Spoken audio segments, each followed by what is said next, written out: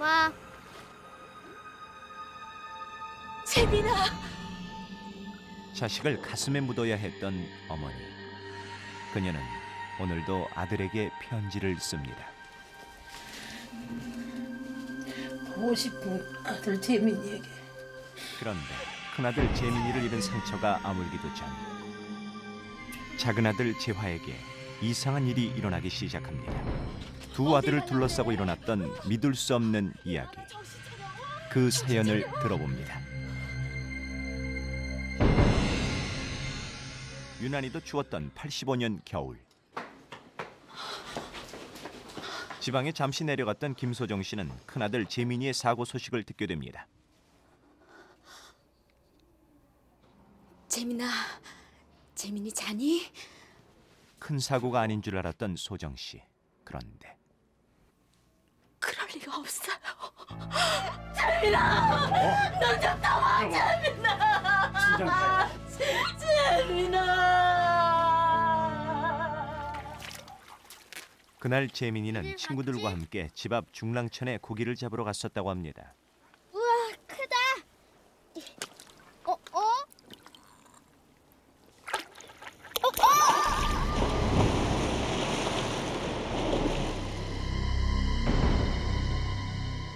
여섯 살 재민이를 한 줌 채로 떠나보내고 온 그날 밤.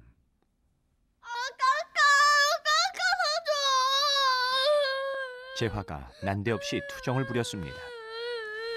당신 애 가게 데리고 가서 과자 좀 사주세요. 그런데 가게를 다녀오던 길에 이상한 일이 생깁니다. 재화야, 뭐해? 형아가 저기 있어. 뭐?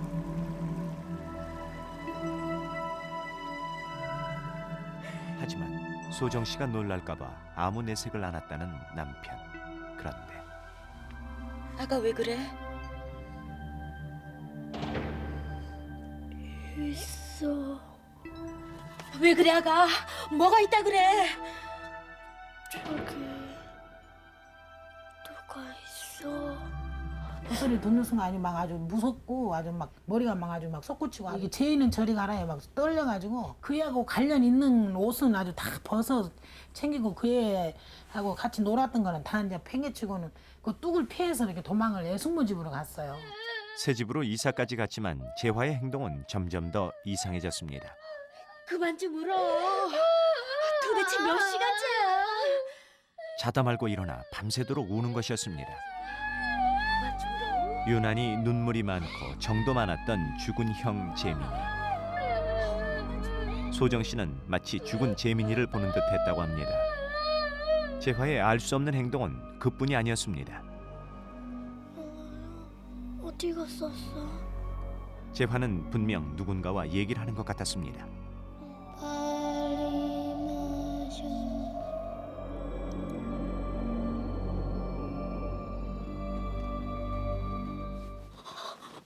재화야, 너 왜 이러니? 아가 정신 차려. 너 지금 뭐 했어? 누구랑 얘기한 거야? 엄마, 내가 무슨 말 했다고 그래? 처음에는 쳐도 모르는데 한참 우리 내가 화가 나가지고 사정없이 때려버리자 등을 쳐버리는 거야 내가 그때서는 이제 정신이 돌아오면 엄마 왜 나를 때리냐고 이제 화를 제때 나한테 내요. 그리고 이제 저는 아무 일 없는 것처럼 다시 누워서 자요. 어김없이 밤 12시가 가까워지면 일어나는 재화. 재화는 무엇인가 이끌린 듯 계속 밖으로 나가려 했습니다. 재화야, 재화야, 재화야. 재화야, 어딜 갈라 그래? 재화를 지키느라 매일 밤 뜬 눈으로 새다시피 한 소정 씨. 나중엔 방문에 자물쇠까지 채웠다고 합니다. 그런데 얼마 후 소정 씨는 설명할 수 없는 한 사건을 경험하게 됩니다. 과자 하나요. 그런데 참, 제 엄마 그 얘기 들었어? 네? 글쎄, 선택이가 없어졌대. 벌써 며칠 됐다던데. 이웃에 사는 아이가 실종됐다는 것이었습니다. 그런데 엄마, 응? 여기 여기서 선택이 죽었어. 뭐라고? 여기서 선택이 죽었다니까. 그런데 석 달 후 재화가 말한 바로 그 지점의 뻘 속에서 실종된 아이의 시체가 발견됩니다. 당시 재환이가 살았던 하계동 일대는 이 사건으로 한동안 떠들썩했다고 합니다. 그런데 남편이 딴살림을 차려 집을 나가버렸을 때 또 한 번 믿을 수 없는 일이 벌어집니다. 엄마, 나 아빠 어디 있는지 알아. 아빠 어디 있는지 안다니까. 재환은 소정 씨를 이끌고 한 번도 가본 적이 없는 낯선 동네를 찾아갔다고 합니다. 어디야? 그런데 갈수록 이뻐진다.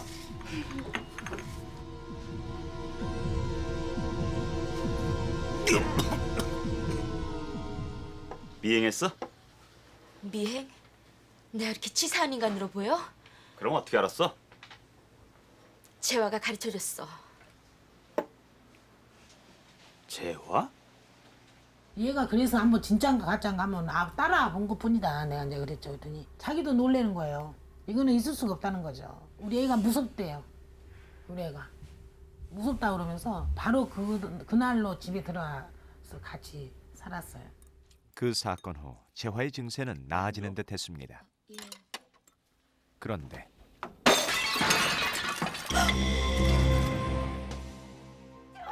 재화야! 왜 이러니? 재화야! 왜 그래? 재화야! 재화야! 급체인 줄 알고 손을 따봤지만 바늘이 튕겨져 나오는 것이었습니다. 금방이라도 숨이 넘어갈 것 같은 재화. 소정 씨는 아이를 살려야겠다는 생각밖에 들지 않았다고 합니다. 재화야! 들어오나 봐. 간신히 고비를 넘겼지만 이후로도 몇 번의 발작이 더 이어졌고 재화는 경희의료원에서 정밀 검사를 받게 됩니다. 저희 병원에서 뇌파 검사를 시행한 결과 뇌파에서 좌측 뇌의 일부에 경련 발작파를 볼 수가 있었습니다. 그러나 퇴원 후 재화는 또다시 같은 증세를 반복합니다. 소정 씨는 재화의 병을 고치기 위해 온갖 방법을 다 써봤다고 합니다. 답답한 마음에 지푸라기라도 잡는 심정으로 재화의 이름을 대일이라 바꿔보기도 합니다. 소정 씨의 정성 덕분인지 재화는 조금씩 나아졌습니다. 그리고 재화 걱정을 한시름 던 후 소정 씨는 그때까지 미뤄오던 남편과의 문제를 정리하기로 합니다. 그런데 그날 밤 엄마, 재민아.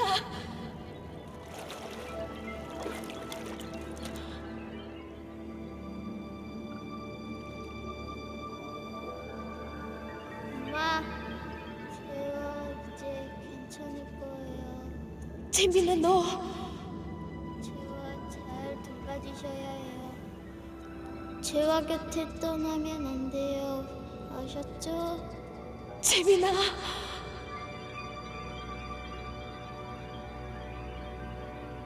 재화야, 엄마, 안녕. 재민아. 재민아.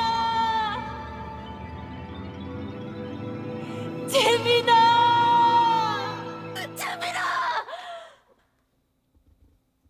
잠에 깨어나서도 막 진짜 울었죠. 많이 울고. 그러니까 이제 애하고 잘 살아라는 그런 얘기를 했었을 때 얘로 통해서 엄마한테 항상 지켜 있다가 얘한테 영원히 떠났구나라는 생각이 들더라고요. 그 후 소정 씨는 이혼 결심을 돌이켰고 재화의 이상한 행동도 완전히 사라졌다고 합니다. 어느새 고등학생이 된 재화. 재화는 9년 전 자신에게 일어났던 일들을 전혀 모르는 듯했습니다. 자고 일어나니까 뭐 병원 있고 어떻게 했는지 몰라. 기억이 전혀 안 나? 재민이가 죽은 후 재화가 보였던 이상한 행동들. 그것을 어떻게 설명해야 될까요? 아이들이 잠자고 나서 갑자기 일어나는 거죠. 그래서 목적 없는 행동을 하고 한두 마디 말 걸면 대답을 하는데 의식이 완전히 깨어 있는 게 아니에요. 보통 국민학교 학생들, 보통 6세에서 뭐 12세까지 흔하게는 이제 목류병이라고 있죠. 여기서 외형상으로는 목류병과 비슷했다는 재화의 증세. 그렇다면 재화가 보였던 예지 능력은 무엇이었을까요? 뭔지 알아. 흔히 그 무속인들은 그런 예지 능력이 생기면은 죽은 형의 혼이 그 아이에게 씌워서 그런 능력이 생긴 게 아니냐 이렇게 보는데, 정신의학에서도 초능력이라든지 초심리, 예지 능력을 완전히 그 무시하지 않습니다. 그런 것이 없다고 부정하지도 않는 입장인데, 죽은 형 때문에 어떤 슬픔, 정신적으로 불안정해진 상태에서 잠재 능력이 각성이 돼서 그런 능력이 생긴 게 아니냐, 이제 그렇게 보죠. 왜 그런 일들이 아들에게 일어나는지 이해할 수는 없지만 재화가 건강하게 자라 그저 고마울 따름이라는 소정 씨. 그러나 아직도 재민이를 잃었던 그 겨울이 돌아오면 소정 씨의 가슴은 슬픔으로 미어진다고 합니다.